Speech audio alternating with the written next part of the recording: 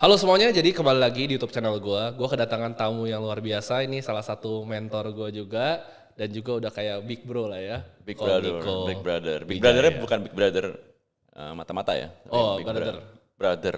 saudara. Oke, jadi Ko Niko ini buat yang belum kenal, dia adalah founding CEO dari Berry Ventures dan dulu tuh founding CEO di MDI ya.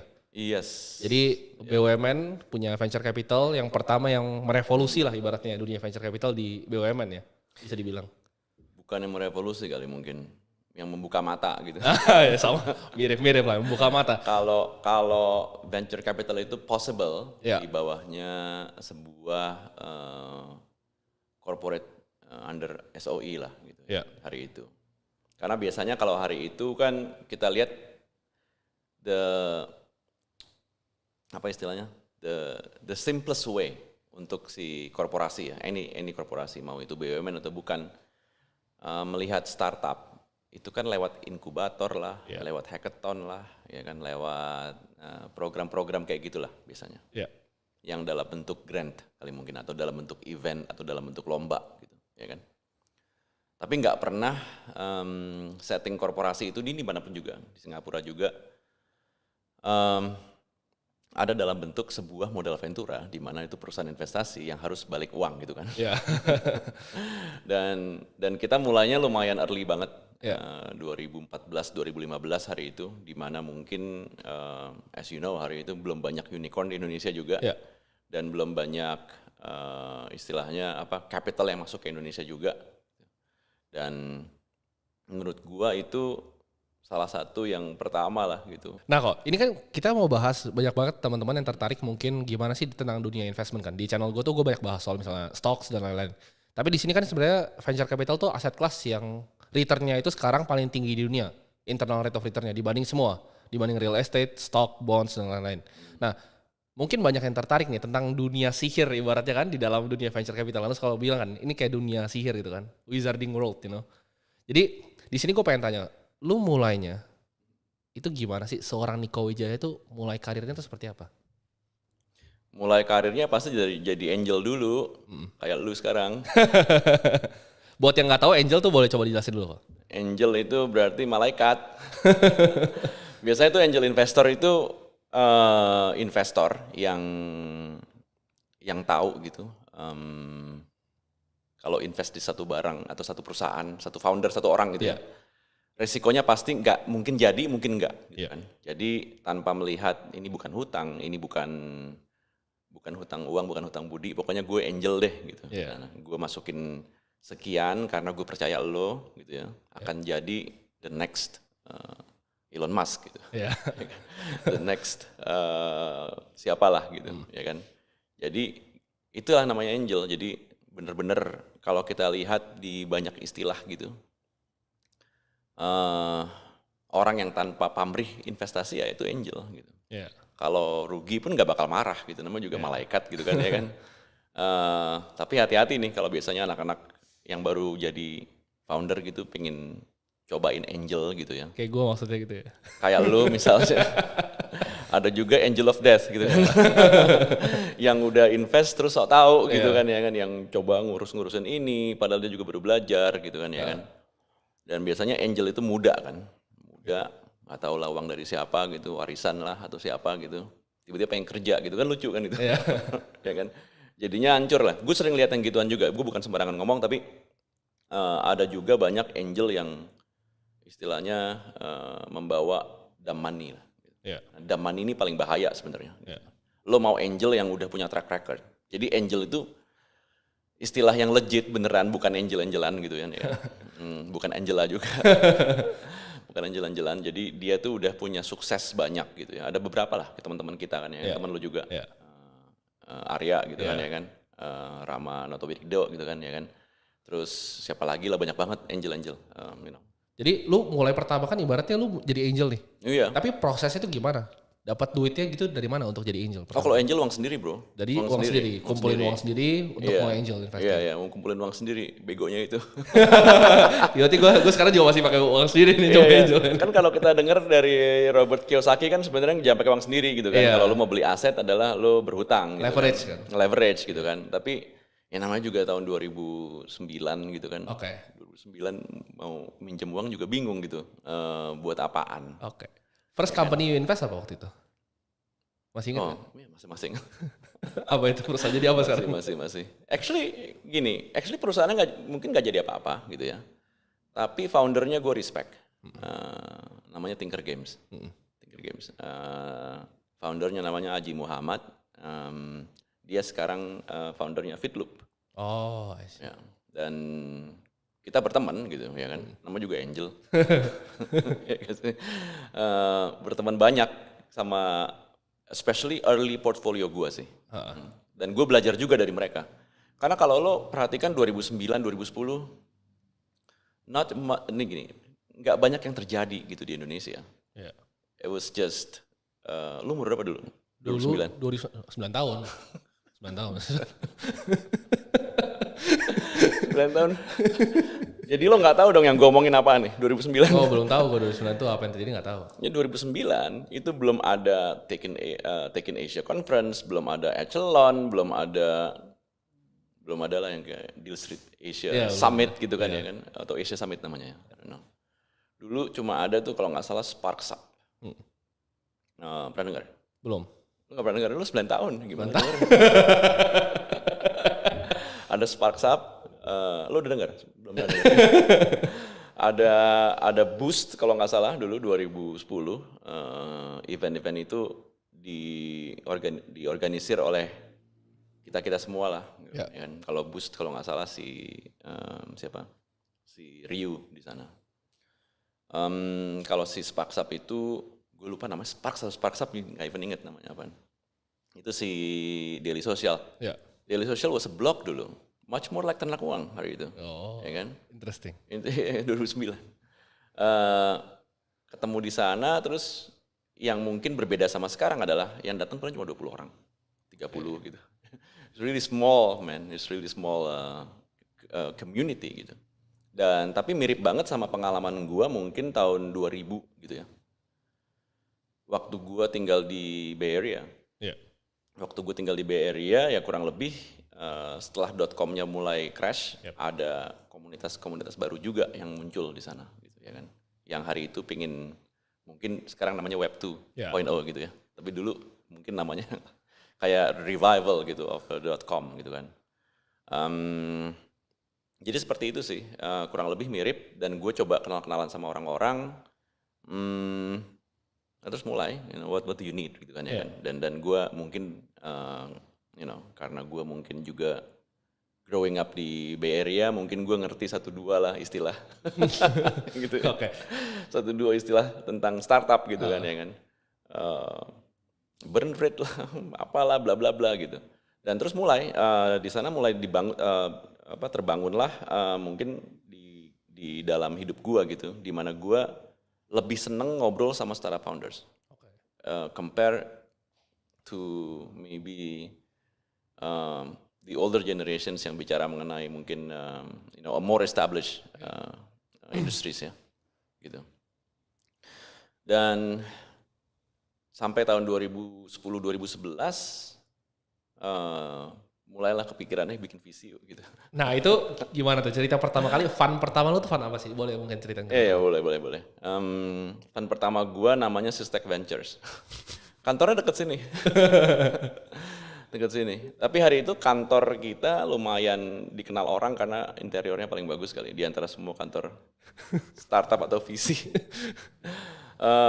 So we raise exactly at the amount of $5 juta. Oke. Dan itu lumayan paling gede sih hari itu. Jadi juga. Fund itu 5 juta itu pas dapat 5 juta langsung bikin kantor paling bagus gitu. Langsung, sorenya sign up ke gedung Citycon, ya kan di sini di seberangnya Center Park ya. Ya lumayan lah, kayak gimana ya, kayak desainnya juga edgy gitu loh, ya kan. It was kind of cool office menurut gua. I was really young tuh hari itu ya kan. Enggak 9 tahun tapi kita beda 20 tahun lah by the way. Kita 20 tahun. 20 tahun beda. I was in my early 30s hari itu, and I was young dan kita coba cek toko sebelah fundnya berapa gitu. Heeh. Paling gede 3 juta lah gitu. Oke. Aduh, benar. Terus dari sana ya mulailah kita kind of punya teori sendiri lah Oke. about this. Lu kan bangun Sistek Yeah. itu 5 juta ya kan? Yeah. 5 juta ini itu fundnya dari siapa? LP-nya itu siapa? Ingat waktu itu? Gue nggak bisa bilang Oh, nggak oke. bisa. Oke. Ya kurang lebih institusi pendidikan. Pendidikan. Lah, gitu, pendidikan. Endowment fund berarti? Enggak juga. Bukan? Enggak juga. Enggak juga. Di sana menurut gue mungkin because it was too early, it was 2010, right? Yeah. Gua nggak even punya at least dedicated team hari itu juga, gitu kan. Jadi akhirnya gua ngajar di UPH Business School. Oh iya? Iya, ketemulah tuh anak-anak, ya kan, siapa ya, William dan yang lain sebagainya, gitu. Datang ke, akhirnya mulai kerja, gitu kan, ya kan. Apa sih venture capital? Terus jawaban gue hari itu adalah pokoknya the coolest job that you will ever have, right? Kok gue lihat di karir.com atau apa hari itu, kok nggak ada kerjaannya? Ya belum ada. Kita yang buat, gitu kan, ya kan, kita yang buat. Itu menarik banget, itu tuh kayak menurut gue it was the moment dimana gue tahu gitu that we are building something, gitu kan, ya kan. Beda mungkin sama latecomer investors gitu yang datang, industrinya udah kurang lebih established gitu kan, ya. So gue ngajar 5 tahun, jadi nyari orang tuh nggak cuma 1 semester, nggak 5 tahun dong. nggak setahun gitu kan, ya, nggak setahun, nggak 2 tahun, jadi cari terus gitu. Carinya adalah lu masuk ke kampus gitu ya. Ini kampusnya bukan yang invest di gue, by the way. Datang ke kampus, terus lo ngobrol sama beberapa facultiesnya di sana, dan terus gue ceritain gue ngapain di kelas gitu kan. Meskipun kelasnya namanya strategic management, tapi gue minta izin dulu gitu ya. Kalau gue akan ngajarin venture capital gitu. Oke. Dan fakultinya hari itu, apa itu venture capital? Jarang itu juga gitu kan, ya kan. Pokoknya tenang aja deh, anak-anak ini jadi pinter gitu kan, ya kan. Ya terserah Pak Niko mau ngapain gitu. Tapi anak-anak yang di kampus gue, yang di kelas gue, itu kalau mereka nilainya bukan nilai bagus sih, gue nggak cari nilai bagus by the way. Tapi gue cari, jadi examinations di kelas gue tuh essays. Oke. Ya kan, nggak ada jawaban yang benar, nggak ada jawaban yang salah. Oke. Yang gue pengen tahu adalah their thought structure, gitu. Cara berpikir mereka nih menjawab pertanyaan gue, gitu kan, dari all the case studies yang gue kasih ke mereka. Dan ada aja lah yang spesial gitu, ya kan. Di sana gue baca terus ini enak, kalau kok tahu banget caranya dia, kan bahasa Inggris kan. Caranya dia mengungkapkan idenya very articulate gitu kan, very eloquent juga, persuasif juga untuk jawaban yang mungkin nggak terlalu benar jadi benar gitu. Dan menurut gue ini yang gue cari gitu kan. Di sana mulailah dikumpulin satu-satu gitu anak-anak itu, dan semuanya yang kerja di nggak cuma di Sistek tapi di MDI Ventures bahkan sampai itu hampir semuanya mungkin mahasiswa gue gitu. Jadi kalau manggil gue masih sir di kantor. Transisi berarti dari Sistek itu gimana? Performance fundnya waktu itu Sistek? Oh, rasa gue hari itu ada 3-4 venture capital ya. Mereka nggak mau ngakuinnya sekarang, tapi mereka juga nggak kemana-mana deh hari itu. Oke, jadi Sistek abis itu nextnya baru ke MDI? Enggak bro. Atau ada? No, this is a very long story. Ini long story. Jadi di 2013 kita tahu kita lagi mau raise fund 2-nya Sistek gitu kan. Dan as many venture capital hari itu nggak jelas juga nih mau ngapain gitu kan. Ada venture capital yang gue nggak sebut abjadnya D lah gitu kan. Pecah jadi 2 gitu kan, ya kan, bikin sendiri, ini bikin sendiri. Hari itu juga sama kurang lebih, Sistek Partners itu kita nggak saling percaya lagi lah. Terus basically gue sendiri gitu kan. Gue sendiri, tapi anak-anak gue ikut gue gitu. Kayak all these guys, kayak ada 5-6 orang lah kalau nggak salah. Nggak semuanya mahasiswa gue atau bekas mahasiswa gue, tapi ada juga yang gue kayak guest lecture di UI atau di ITB, ikut gue juga gitu loh di hari itu. Susah tim, kayak sukses tuh nggak overnight gitu loh, ya kan. Jadi ada orang yang bilang tuh bikin startup cepet kaya, enggak juga. Gampang gitu, ya kan bikin startup ya. Iya, kalau lo istilahnya, lo belajar dengan hard, lo work hard and you praying hard, itu bare minimum tim, gitu kan, ya kan, itu bare minimum itu di atasnya itu magic gitu kan, ya kan. atau hoki atau apalah namanya Iya. gitu kan. It's something yang very supernatural di atas sana. Jadi 2013 kita coba cari uang lagi gitu ya, Fund 2 gitu. Dan di Fund 2 ini menarik sih, waktu gue nyari, gue keliling dunia, ya nggak dunia lah. Singapura, Hong Kong, Malaysia, gue ketemu sama hari itu mungkin Malaysian kayak Backcraftnya Malaysia gitu, ya kan. Semuanya bilang enggak. Dan sampai bodohnya gue juga nyari uang dari visi lain gitu. Di SF gitu kan. Segitu polosnya gue. Terus pertanyaannya adalah hari itu gue inget banget, ini 2013 ya. Indonesia sebesar apa sih ekonomi digitalnya gitu ya kan. Cuma ada hari itu Kaskus kalau nggak salah, terus ada atau Tokopedia lah. Tokopedia. Ya kan? Ada tapi Masih kecil banget masih kecil banget 2013 persen ya kan. Bukalapak juga udah ada bla bla, tapi masih just a fraction of people yang pakai gituan gitu kan. Kalau misalnya mereka ngerti potensinya besar, mereka nanya lo siapa gitu ya kan. Yeah. Fund lo yang sebelumnya gimana gitu. Wah, 0 Pak gitu kan. Jadi waktu itu masih Niko Nobody ya? Niko Nobody banget. Sekarang juga masih Niko Nobody. Jadi, you know the story, right? Yeah. Jadi, gue ke 30 kali, 30 lebih gitu. Calon investor gue semuanya bilang enggak, dan ada beberapa trip yang gue kayak Singapura gitu ya.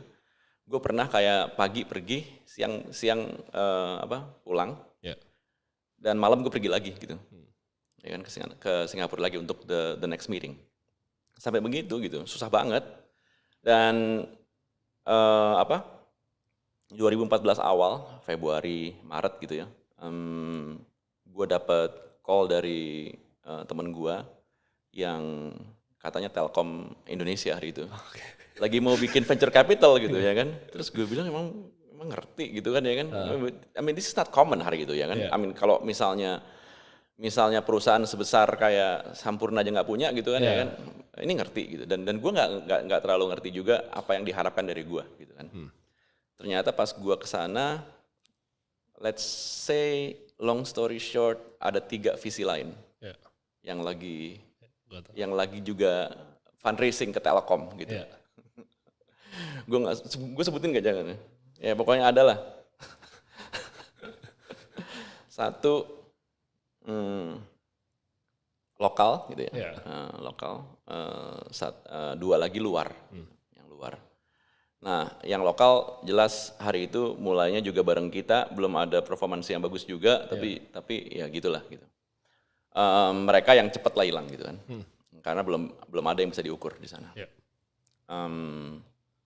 Dan mungkin attitude mereka juga nggak bagus kali bro hari itu. Semuanya rahasia, kiasu gitu loh modelnya kan, jangan tahu dulu gitu.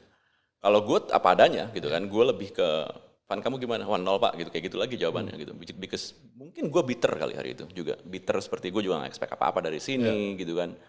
Udah kayak 30 lebih gue datengin bilang enggak, ini apa yang baru buat gue gitu, tolak gitu kan. Terus di sana yang luar yang gue takut. Satu yang luar lumayan gede, lumayan besar. Yang satu ya, biasa aja gitu ya. Menurut gue dia juga attitude-nya kurang bagus, jadi mereka langsung mundur. Yang satu lagi jadi tinggal si visi Amerika nih namanya si apa gitu ya, beken banget gitu, tinggal sama Niko Nobody gitu. Gue lagi yang gila juga gitu. Dan ini gue nggak tahu nih destiny tadi. Menurut gue you work hard, right? Kan, ya kan? You praying hard juga mungkin. Dan ini something yang menurut gue very apa ya? Gue nggak bisa jelasin sih kenapa sih. Pokoknya secara due diligence si visi ini bagus, bla bla bla. Tiba-tiba ada kasus gitu. Ya kan, si managing partnernya ada kasus gitu. Ya kalau tahu kan, ada kasus gitu tiba-tiba. Pas ada kasus, meskipun semuanya bagus gitu, tapi ngedrop gitu, di drop langsung. Dan I remember setelah itu. Karena kasusnya lumayan lah, nggak boleh ngomong. Kasusnya bukan kasus uang. Iya, gue tahu. Terus akhirnya Telkom bilang ya udah, you guys right gitu. Ya kan, kita kita basically menang karena proses of elimination gitu, dan itu menurut gue buset deh, ini kelihatannya sih bukan karena kerja keras juga, tapi mungkin ini karena yang lain sih, ya kan. Kita nggak bisa jelasin, dan ketika kita dapat that 100 million US dollars gitu, the first VC fund gitu kan, ya kan. Gue sharing ke William, ke Kenneth gitu kan, ya kan. Mereka juga kaget gitu. Karena sebelumnya kan 5. 100 tuh langsung. Iya kan? Dan sebelumnya 5 kita pikir bakal kayak 20 lah gitu. 20 at least 4 kali jadi pinter lah, kita masih bisa gitu. Tapi 20 kali jadi pinter rasanya nggak mungkin deh gitu kan. Pikirannya kayak gitu kan, namanya juga anak kecil. Ya kan? Dan we didn't celebrate. We were like really shocked hari itu, kita semua. Dan kita langsung kerja. Immediately. Nggak bikin kantor dulu, langsung kerja. Dimanapun juga. Gue masih inget di Conclave. Lo tau Conclave? Co-working di Wijaya ya. Atau kerja di cafe mana lah, langsung kerja kita. Kita langsung cari deal, langsung cari formula yang terbaik ini untuk kita berhasil gitu ya kan. Dan rasa gue pengorbanan kita udah banyak banget di sini. Di industri ini yang 4 tahun ya hari itu kita kerjain. Kita pikir kita harus kerja lebih keras lagi gitu. Dan we didn't celebrate, we didn't even talk about it. How did it happen, dan yang lain gak pernah diomongin. Sampai kita itu mungkin IPO di Jepang. Our portfolio namanya Genie. Di Mothersboard. Ya kan? Tahun 2017. Cepet loh. In only like 2.5 years, kita langsung bisa harvest gitu kan. Nah di sana baru kita ngobrol. Tapi ngobrolnya di Tokyo. What happened gitu kan ya kan. What just happened gitu. Not only kita misalnya we won that $100 million fund, tapi we have this scheduled liquidity events. Karena bukan hanya di Tokyo hari itu kita punya liquidity events, tapi ada beberapa yang datang 2018 yang few months later datang ke kita juga gitu. Ada satu bahkan yang lining up untuk IPO di Australia Stock Exchange gitu kan. Kita pikir wow gitu kan, ya kayak 2018 semua kejadian kan ya kan. Seperti yang is it really happening right gitu.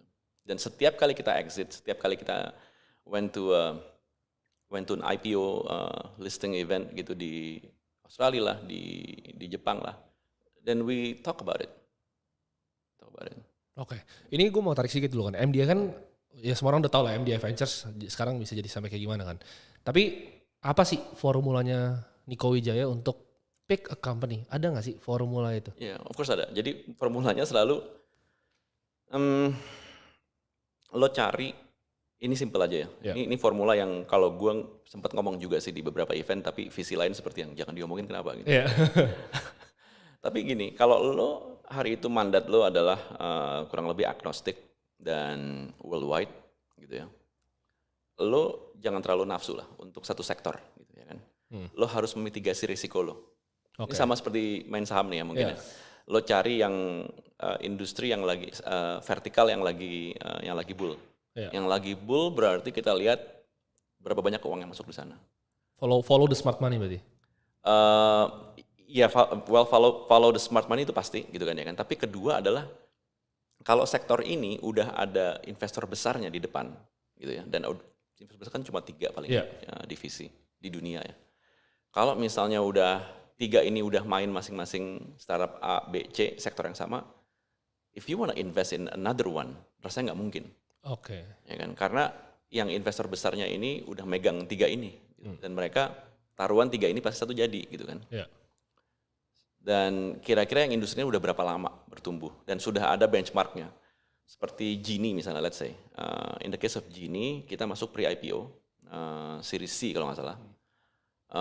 Kita sudah ngelihat company similar to Genie, namanya Freakout di Jepang, juga udah listing.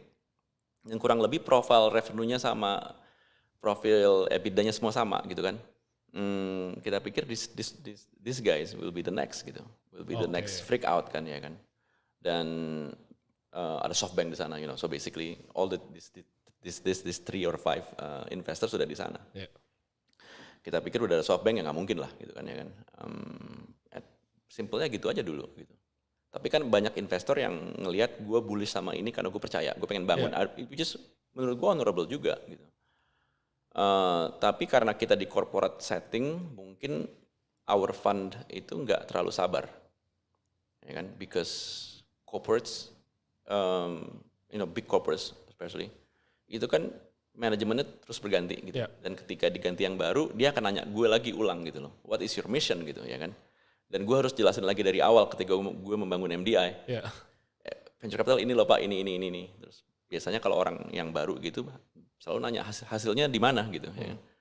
Kalau gue bilang 2 tahun lagi, dia bilang ya ini nggak kemana-mana gitu kan. Yeah.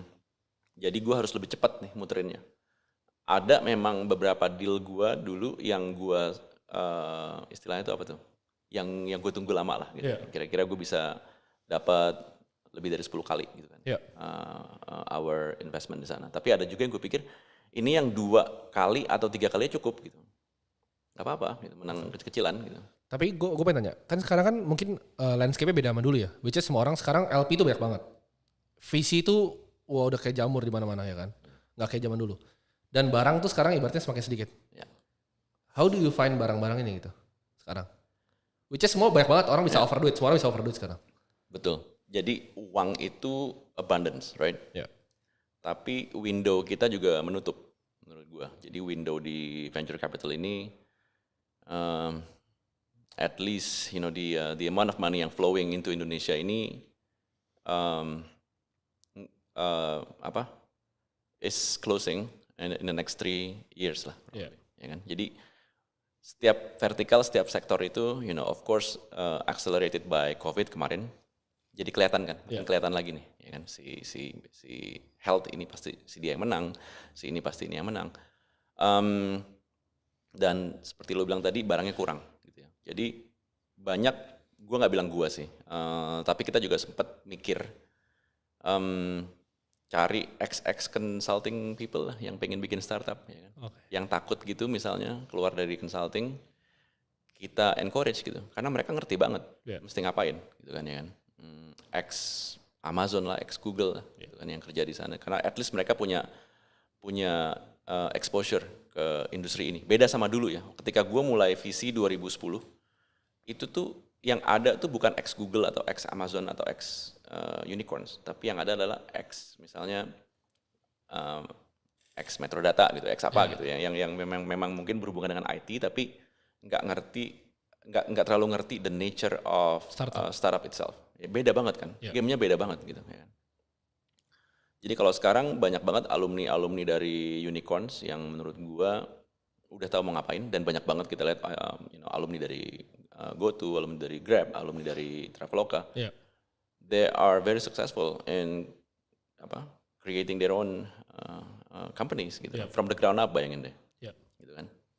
Dan kita akhirnya perlu banget gitu, more founders like you, right? yang bisa capture all this value creations dari investor itu gitu. Dan menurut gua ya masih ada lah. Tetap masih bisa dicari ya berarti. Iyalah masih. Nah ini gue pengen nanya satu hal yang menarik nih. Dimana kan dulu kan dunia ini cuman visi-visi besar kayak Sequoia dan lain-lain yang perang-perang ini. Tapi sekarang gue liat trennya ini hedge fund ini lagi mau ke dunia visi. Which is contohnya target global kan. It's a hedge fund kan. Tapi dia sikat semua akhirnya kan. Iya. Yeah. Nah itu, dan kata gue dengar-dengar nih kayak Citadel yang besar-besar nih mau ikut nih. Gimana tanggapan lo? Dibanding visi-visi yang konvensional kayak Andreessen Horowitz gitu-gitu. Iya. Dan mereka juga successful lagi. Masuk ke sini ternyata kan ya. Iya. Mereka main di public market udah jago nih. Iya. Mau masuk ke private gimana? Iya. Ngancam visi-visi lain nggak? Enggak sih, menurut gua. Karena kan menurut gua gini sih. Mereka juga males kali ngelakuin deal yang kecil. Malah enak ada yang nangkep kan ya kan. Yeah. Kalau kita bilang ada yang nangkep gitu ya. Yeah. Ada yang nangkep kan lebih enak gitu ya kan. Mereka juga malas kali ketemu sama bocah-bocah umuran lu gitu kan. Yang masih nge-raise 10 jutaan gitu kan. Capeknya sama gitu. Tapi gue nggak tahu. Akhirnya Sequoia pun bikin search gitu kan ya kan. Gue nggak tahu Tiger bikin apaan, tapi maybe something like this juga. Scout the scout divisionnya dia pasti ada juga lah nanti. Semua visi bisa ada kan. Kalau yang besar tuh pasti punya scout fund kan. Pasti. Buat celup kaki dulu, ibarat kalau dia mati sendiri dulu. Pasti. Bagus, lempar ke dia atas. duluan gitu. Ya kan. Nah tapi kan juga kita mesti lihat juga kalau nggak banyak juga profesi ini gitu ya kan. Iya. Profesi ini itu ya, kayak venture capital analyst lah, associates juga jarang men. Jarang banget gitu kan. Yang ada ya biasanya ex IB gitu kan. Masuk ke sini. Tapi ex IB masuk ke sini kaget sih, nggak kuat jantungnya. Can you really predict tuh orang kayak misalnya ini startup kan nggak ada yang bisa tahu kan. Ini startup bisa boom gitu. Iya man. Itu atau ada faktor luck di situ? Ada kali ya. Mungkin ya berarti. Iya ya. Karena gini kalau misalnya lu bilang founder ini udah punya track record, kita misalnya contoh kayak Justin kan yang bikin Twitch gitu kan. Dia bangun Twitch, dia bikin startup baru yang legal itu kan. Semua visi lempar duit situ hancur lebur. Iya, at least Justin kan dibanding Justin Koch gitu misalnya nggak pernah kedengeran. Ya kan? Dan Justin kan being Justin kan, right? Yeah. He'll learn, right? Itu dia. Dan ketika dia bikin lagi, lanjut gini. Again, this is like the culture of tadi ya, failures dan success gitu kan ya kan. Kita tuh bedanya mereka orang barat gitu ya. Silicon Valley lah atau apa. Itu beda melihat ginian gitu, ya kan. Kita tuh di Asia gitu. Itu sulit banget loh untuk menerima budaya gagal. Iya. Banyak nih motivator nih yang ngomong kalau gagal itu harus gitu kan. Itu gimana menurut lo? Gagal tuh harus. Iya gagal itu harus tapi jangan malu-maluin gitu ya kan. Aneh, gagalnya pasti malu-maluin gitu kan. Ya kan? Karena value kita orang Asia, especially our ethnic groups misalnya. Like Confucius, right? Kan dia bicara mengenai filial piety, right? Kalau children has to respect parents, has to love, has to care. Dengan demikian kalau lo gagal berarti lo mempermalukan orang tua lo kan. That's something yang menurut gue burden dulu tuh. Jadi lo nggak mau gagal lo stres atau gagal lo bohong. That's why orang banyak play it safe kan. Akhirnya banyak play it safe. Kalau gagal pun juga akhirnya pura-pura berhasil gitu. Karena culture kita nggak memudahkan kita untuk gagal gitu. Ya kan? Didoktrin ibaratnya ya. Iya. It's bukan doktrin, it's our DNA gitu. Ya kan? Untuk lo bisa gagal berarti lo harus lepas dari value orang tua lo gitu. Ya kan? Dan itu butuh keberanian lo. Iya, kayak misalnya teman-teman gue misalnya seangkatan gitu ya. Pasti nggak ada yang mau coba untuk go this route gitu. Kayak coba startup. Banyak kan pasti cari aman nih, kita ke finance gitu kan. Ya, cari aman. Ke consulting, capital market, gitu-gitu doang paling ujung-ujungnya. Tapi dunia berubah kan? Dunia kan nggak aman sekarang. Iya. Dunia benar-benar nggak aman banget gitu. Ya kan? Apalagi setelah kemarin pandemik dan yang lain-lain, kita sadar banget kalau any industry is as fragile as any new industries, right? Gitu loh. Dan menurut gua tadi kalau kita budayanya masih begini, agak sulit untuk kita menciptakan entrepreneurs yang berani untuk bereksperimen. Ya kan? Ini sama nih seperti misalnya, gue pernah ngobrol sama lo juga kalau nggak salah. Banyak di kantoran gitu, di corporate itu mengencourage employee untuk be creative, right? Ya kan? But being creative itu kan ada unsur lainnya juga, take risk. Boleh gak take risk? Enggak, nggak boleh dong take risk gitu kan. But risk and creativity they go hand in hand, sama seperti failure and shame go hand in hand. I agree. Ya kan? Jadi kalau lo mau failure doang nggak mau shame-nya nggak bisa. Kalau lo mau kreatif nggak mau resikonya nggak bisa juga gitu. Ini yang harus kita kita ajarin nih sekarang kita di YouTube ini, maka kita ngajarin that failure will come with shame. Can you bear the shame? Orang Jepang sih nggak bisa bro katanya. Makanya ada yang makanya kan ya kan sepuku gitu kan ya kan ada yang gitu. Yang parahnya di kita adalah kita suka ambil satu katanya aja. Gitu. Gue pernah gagal loh. Gitu. Tapi sekarang gue berhasil. Nggak mungkin gitu, nggak mungkin. Pasti gagal tuh terus-terusan nggak sih? Pastilah. Karena lu kan bereksperimen. Kalau lu stop gagal, berarti lu stop bereksperimen. Iya kan? Iya bener sih. Ada yang bilang kan gagal ada jatahnya tuh katanya itu. Iya ada sukses pun juga ada jatahnya gitu ya kan. Lu kayak sukses misalnya. Ini ngomongin sukses sekarang nih. Gagal udah kita ngomongin. Sukses itu intense, right? Orang pengen sukses tapi nggak mau intensnya gitu. Dan sukses itu sacrifice. Banyak sacrifice-nya. Ya kan? Dan sacrifice-nya bukan waktu. darah kadang ya kan. Agak gelap. Iya kan? Nggak, pengorbanan lo tuh bener-bener lo nggak bisa quantify dan hasilnya selalu lebih dikit dibanding pengorbanan lo. Itu begitu selalu gitu loh. Ya. Perasaannya akan gitu karena lo berkorban gitu, dan ini nggak pernah diomongin orang gitu kan. Dan kalau orang nggak pernah ngomongin ginian, gimana kita bisa menciptakan entrepreneur yang sukses gitu. Ya, agree sih kok. Ya kan, kalau nggak pernah ada pengorbanan, all in, kalau nggak pernah ada shame, nggak mau ambil shame-nya, kasihin orang tua gue katanya, ya kan. Iya. Kayak gitu. Jadi unik ya. Kita sebenarnya kalau gagal tuh terus-terusan berarti. Iyalah, dan kita harus melihat gagal itu bukan one moment in life, right? Ini gue pengen tanya suatu hal sih kok. Kalau misalnya menurut lo pribadi, apakah entrepreneur itu dilahirkan atau bisa dibuat sebenarnya sih? Orang bisa di-train gak sih jadi entrepreneur gitu? Karena gue ngerasa ya kalau gue pribadi, kayak orang tanya kenapa lu mulai jualan dulu. Ya karena gue mau jualan aja. Sebenarnya gak ada dorongan apa emang dari internal gitu loh. Gue bukan karena gue mau duit banyak gitu atau apa, enggak. Kayak I just pengen build things aja gitu dari dulu. Ini data ya dari yang gue tahu lah kurang lebih. Banyak entrepreneurs yang lahir karena memang keterbatasan. Yeah. Ya, dan beberapa startup founder yang gue kenal yang sukses banget itu bukan yang lahir dengan privilege. Yeah. Ya. Mereka punya hunger. Orang kan suka ngomong, lu banyak event yang ngomong ke gue, bapak lu orang kaya, dia nggak tahu aja gitu. Iya. Semua orang ngomong, bapak lu pasti orang kaya gitu. Terakhir gitu ya tanya.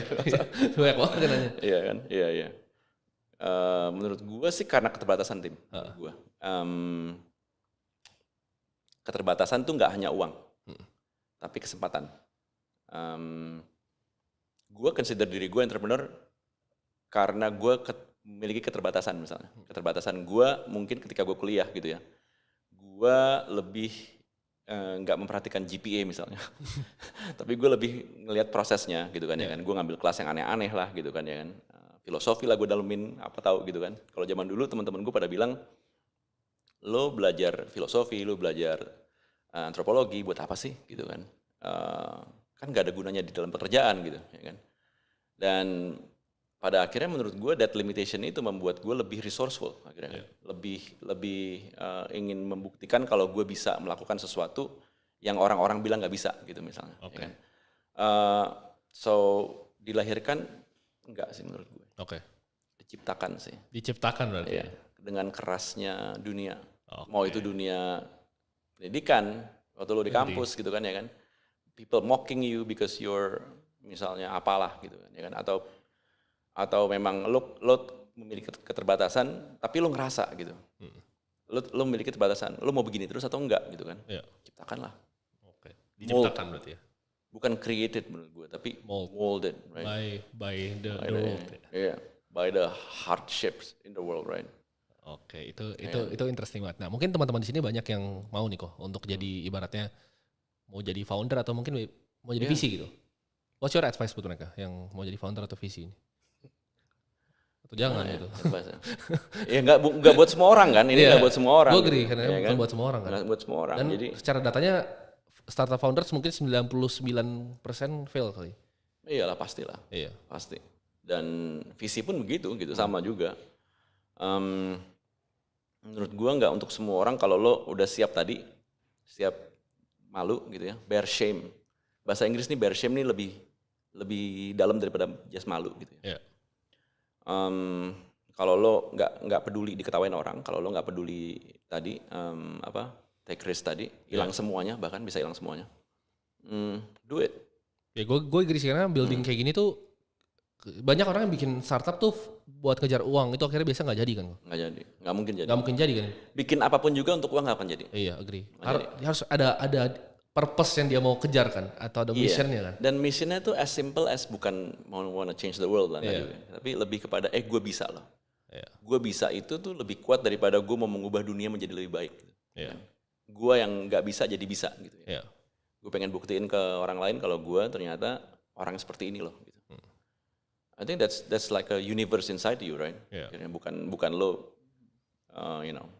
bikin sesuatu untuk greater good, tapi yourself is a greater good akhirnya menjadi agent of greater good, right? Menurut gue.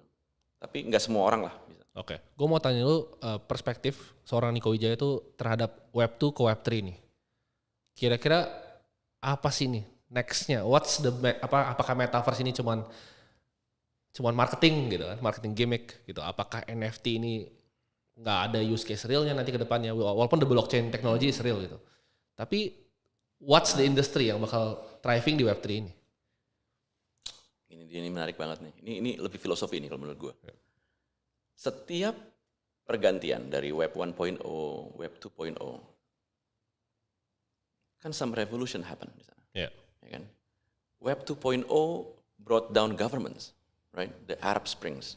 Yeah. Ingat gak? Lu umur berapa? Tahun berapa? Web 2. 2009. Oh, masih 9 tahun berarti. Tapi lo tahu kayak negara seperti Libya, Tunisia dan Maroko Kenapa?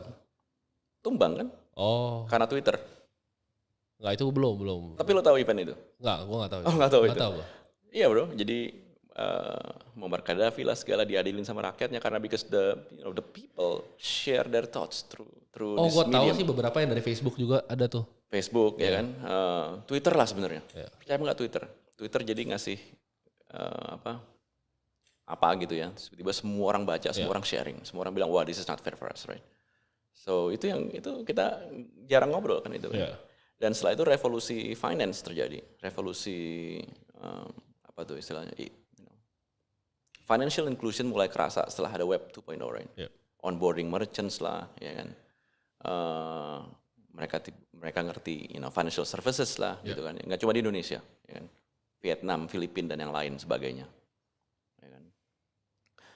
Dari Web 2.0 ke Web 3, something's gonna happen lagi. Nah, soalnya gue ngeliat nih kan biasa kan industri shift kalau misalnya talent pada shift kan. Jadi Silicon Valley dari Fang itu pada banyak yang pindah sekarang. Ya kan? Dan Jack Dorsey kan yang bikin Twitter, ibaratnya dia sampai bikin Square kan. Sampai diganti namanya jadi Block gitu. Which is banyak banget orang-orang pintar di industri ini kayak Michael Saylor yang dive in deep gitu dalam this teknologi. Changes pasti akan terjadi gitu ya menurut gua. Kalau buat adik-adik yang nggak ngerti blockchain, it will be more transparent than it is now. Kita nggak pernah bicara itu loh. Kalau kita bicara metaverse, kita nggak pernah bicara it will be more transparent. Whatever that you do, right? Ya, baik itu individual, baik itu institusi, it will be more transparent. Dan ketika transparent itu terjadi, it will be chaos, right? Harusnya. Ini Web3 ini kan orang bilang kan jadi Web2 kan ibaratnya dikumpulin jadi satu institusi. Kayak misalnya Facebook itu yang pegang sosial media, Google yang pegang search engine gitu kan. Apple yang kuasain phone, HP lah gitu ibaratnya. Orang bilang Web3 ini kan bakal decentralized kan. Iya. Itu wacananya. Tapi kan sekarang kan banyak uang VC masuk. Apakah itu benar-benar truly decentralized atau kayak orang bilang atau formnya tuh kita belum ketemu sebenarnya Web3. Seperti transisi dari Web 1.0 ke Web 2.0. Ya kan, you can see the remnants of it. Butuh lama kan, dari kita cuma HTML5 ibaratnya sampai jadi sekarang. 10 tahun lah, 10 tahun kan. 10 tahun.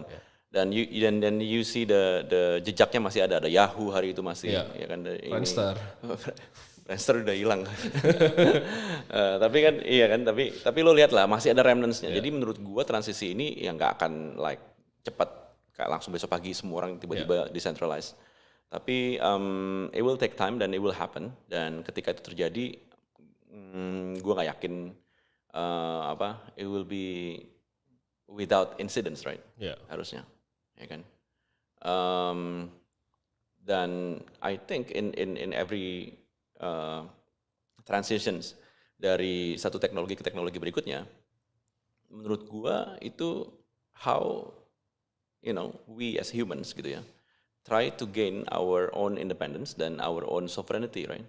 In the end, kita nggak lagi percaya kepada institusi, misalnya sekolah misalnya ya kan, atau apapun juga gitu.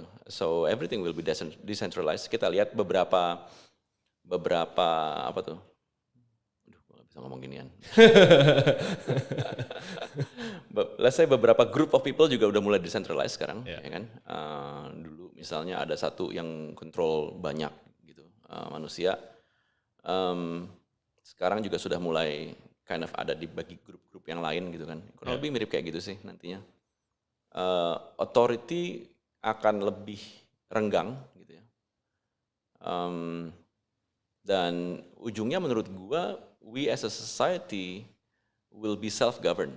Yeah. Ya nggak sekarang gitu. Mungkin setelah kita meninggal. Yeah. Not in our lifetime. Ya, not in our lifetime lah. Tapi humanity as itself will self-govern itu akan terjadi. Oke, interesting banget. Niko ada pesan terakhir nggak untuk teman-teman yang mau sukses ibaratnya harus ngapain sih? Gitu? Jangan takut malu. Ya, kalau nggak ngerti tanya. Jangan takut malu kalau nggak ngerti tanya. Oke, jadi kalian boleh follow Instagramnya di Niko Wijaya. Bisa ngobrol-ngobrol juga nanti. Jadi thank you banget kok Thank you. hari ini. Sampai ketemu di kalau ada podcast selanjutnya. Ya, mudah-mudahan ada ya. Bye-bye semuanya.